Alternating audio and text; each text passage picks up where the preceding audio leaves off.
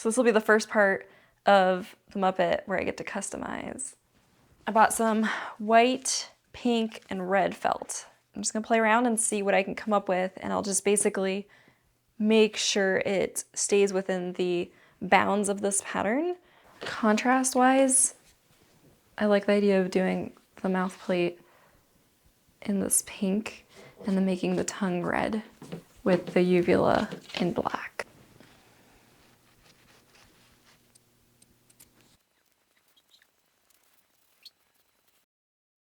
I've got the back labeled, which means that this will be the side I need to sew things onto. I like this guy. I'd love to put a red tongue in there, like a red heart tongue. So I think I want to do a curvy bottom so it's not like so obviously a heart. Okay, I kind of like that actually, that's adorable. Now what I'm gonna do is trace this on here so that we're not layering extra fabric on top of it. It's not necessary. I'm gonna line it up and I want almost all of the tongue at the bottom. So I'm gonna do the heart first.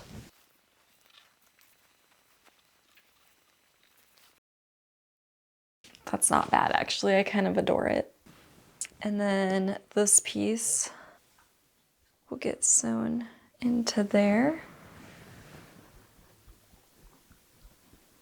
We call it a night, sleep on it, and reevaluate in the morning.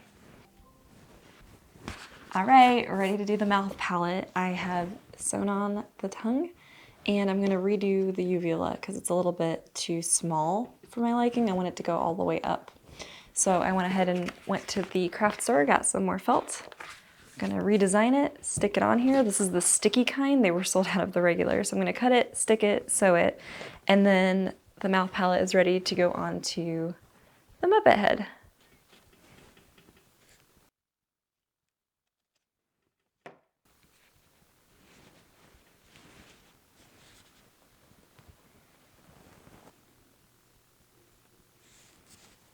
As I was sewing, I got a bunch of different fur stuck in the stitches, and it's also off center a little bit, but it'll be part of the character.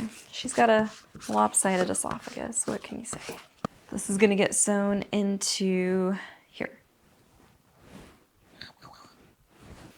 The markings are gonna be top and bottom, and then these points are gonna be left and right. And that is the top. I can very dimly see that I labeled that as the top. And I know this is the top of the head because it's curved. I like to overpin for ease. When you pull it, if you can get it flattened between, that means that you're getting there. So even though it looks like there's excess, you can kind of see that you can make it fit there. That's a good sign.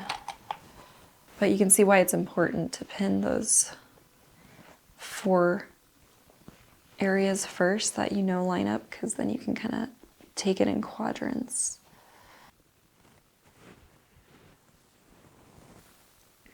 The mouth gets really heavy use, obviously, so I'm going to do a little bit of a tighter stitch. All right, final stitches.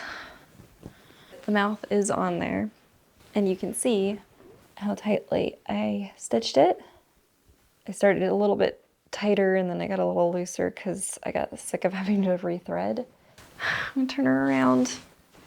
Please don't look stupid.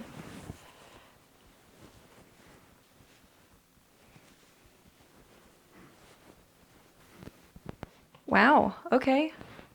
That's actually not bad.